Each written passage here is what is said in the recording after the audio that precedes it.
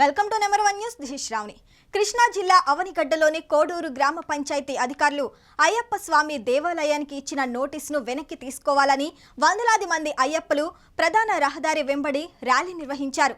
దేవాలయం ముందు ఖాళీగా ఉన్న స్థలాన్ని భక్తుల సౌకర్యార్థం దేవాలయానికి కేటాయించాలని డిమాండ్ చేస్తూ గ్రామ పంచాయతీ కార్యదర్శి బండే శేషగిరిరావుకు కోడూరు మండల తహసీల్దార్ శ్రీను నాయక్కు వినతి పత్రం అందజేశారు.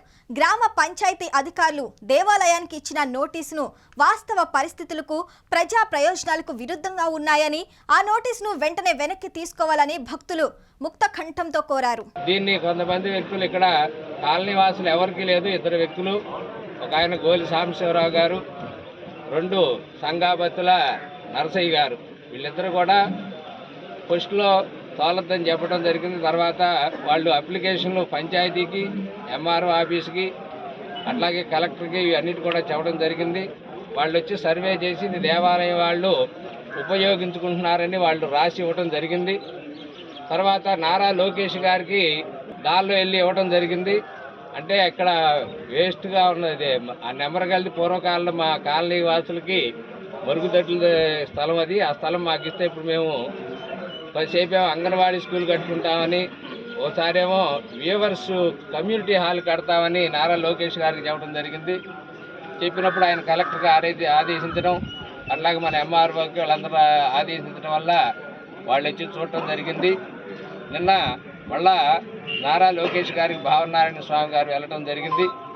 వెళ్ళి వారితో మాట్లాడటం, ఇది వరకు వచ్చింది కదండి ఏదంటే, కాదండి దీన్ని మీకు రాంగ్ ఇదిలో ఇచ్చారు, అది చూపించి మన దేవాలయం ఫోటో చూపించి ఈ ముందు భాగంలో ఉన్నదండి ఇది, అది అప్పుడు తీర్మానం చేయించాం. దానిలో కాకపోతే అది అయ్యప్ప స్వామి దేవస్థాన నిమిత్తం అని ఆ తీర్మానంలో రాయలేదు, ప్రజా సౌకర్యార్థం అని.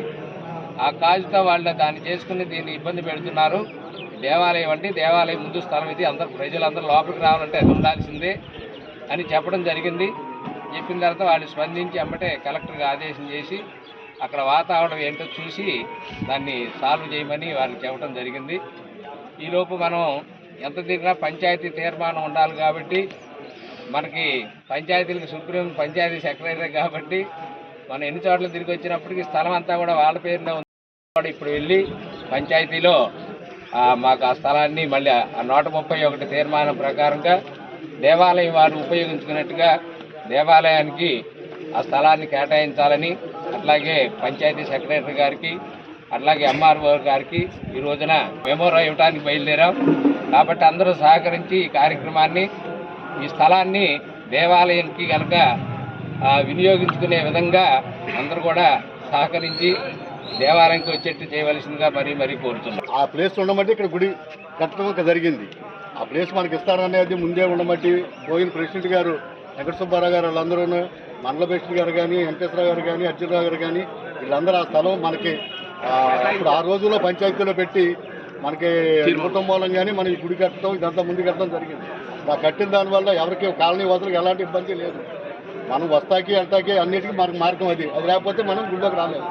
కాబట్టి కాలనీ వాసులకు ఏ సమస్య, ఇక్కడ ఏదన్నా శుభకార్యాలు ఏది చేసుకున్నా కూడా ఇక్కడికి వచ్చి చేసుకోవచ్చు అని చెప్పి కమిటీ వారు చెప్పారంట. దాని మీద కాలనీ వాసులు అందరూ కూడా స్పందించి ఎవరికాళ్ళు ఊరుకున్నారు. ఇప్పుడు 2 స్వాములు కూడాను వీళ్ళకి కూడా అయ్యప్ప స్వామి మంచి ఇది తీసుకొచ్చి మంచి మనసు మార్చి మనకి ఇచ్చేదట్టు కూడా వాళ్ళిద్దరు కూడా మనం కోరుకుంటున్నాం భగవంతుడి. మరిన్ని అప్డేట్స్ కోసం చూస్తూనే ఉండండి నెంబర్ 1 న్యూస్. సామాన్యుడి చేతిలో సామాజిక అస్త్రం.